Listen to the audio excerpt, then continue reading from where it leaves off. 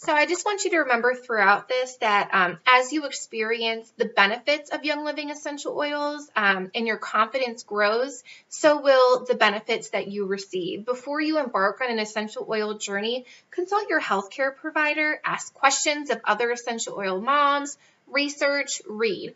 Just because someone, me, a friend, is doing it a certain way does not mean that it's right for you. It's your child, it's your body, it's your journey, it's not anyone else's. Take ownership of that and really do what works for you and what you are comfortable with. So there are 3 different ways that you can use Young Living essential oils. The first one is called topically or transdermal, which means you're applying it to your skin or your child's skin. Now remember I said you always want to dilute an essential oil when you're using it with a young child or a baby. And when I say dilute, what I mean is to mix an essential oil with what's called a carrier oil. There are lots of different carrier oils. Personally, one of my favorites is to use coconut oil.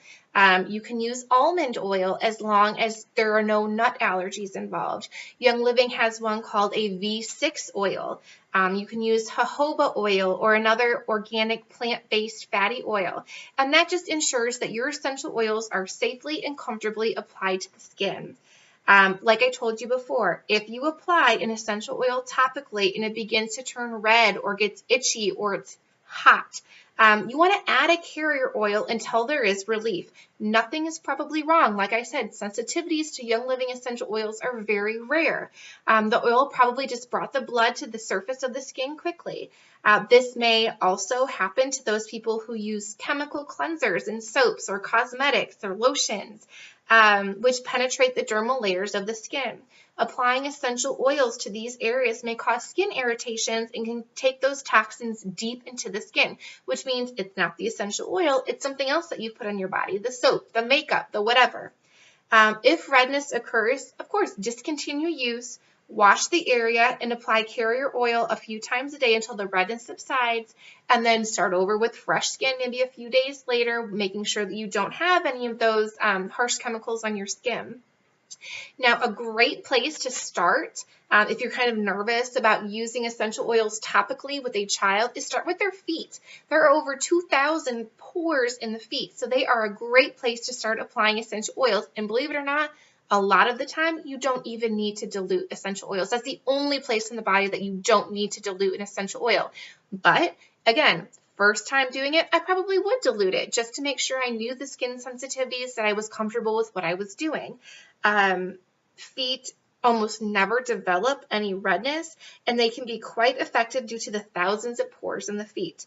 And I've included below what's called a VitaFlex chart, which tells you which part of your child's foot kind of connects to which part of the body.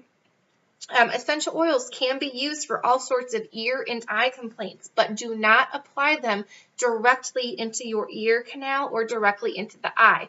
For example, lavender is great to use around the ear to promote drainage. You would never put it directly into your ear, however, you would apply it simply around the ear.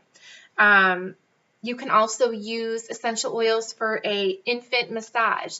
Some great oils to use for that would be Gentle Baby, lavender, or Peace and Calming. And I've also included just a little infographic below of how to use infant massage. And you can also use essential oils in lots of homemade ointments or lotions. In the back of this Gentle Babies book, there's a section called the Balance Guide, and it just gives you tons of different ideas for children about how to use essential oils to support your body systems. For example, it says ear infections, what to use, eczema or dermatitis, what to use. So that's another great resource for this book, and it will give you the tools to apply oils safely and topically to your child's skin. Another way that you can use essential oils is through inhalation. So scents are powerful, and the best and fastest way to reach your mood center is through your nose. In less than a second, essential oils hit the limbic system and have the power to affect your mood. So think about what image or what feeling the smell of freshly baked chocolate cookies evokes, or of leaves what fall leaves as they just fall into the ground. Scents are powerful. And so just even smelling them can really have some great benefits for you. You can diffuse essential oils. I would only use a cold air diffuser, as heat can change the chemical makeup of an essential oil, rendering the therapeutic and healing qualities ineffective. Also, most humidifiers are not made for essential oils, and essential oils can actually destroy the inside of a humidifier. So you want to use a cold mist diffuser like this one here. I actually have another one running in my boys' room right now with some lavender, because that is, promotes peacefulness and calmness and sleep. Thank you. You can also simply just kind of place 2 to 3 drops of the oil in your palm, rub it together, cup your hands over your mouth, and slowly inhale for 6 to 8 minutes. Even just wearing some essential oils, a dab here or there, and holding your children. You don't even necessarily need to apply it to them, but just them, inhaling those smells can be very, very beneficial. Now, the third way to receive an essential oils benefits is through ingesting.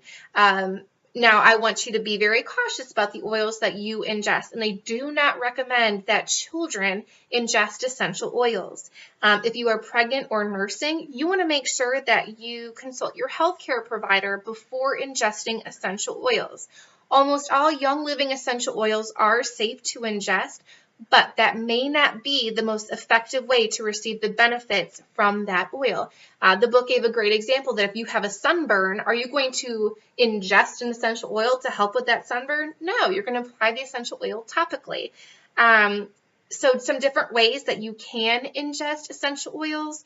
You can put them in a vegetable capsule and take as a pill. You can add it to water, or I always put some in tea. I have lemon essential oil in here right now. And you can cook with essential oils or put them in your food. Young Living has a great vitality line that's meant simply for ingesting. But that's the one I would be the most cautious of, especially pregnant and young children. Young children, it's not recommended that they ingest essential oils, and if you're pregnant or if you're nursing, again, you want to consult your healthcare provider before you start doing so. So in just a minute, I will be back, and we will talk about the premium starter kit, which either a lot of people already have, or that's kind of the way that most people go when they're looking into Young Living essential oils, and how the oils in that kit can be beneficial to you and your family.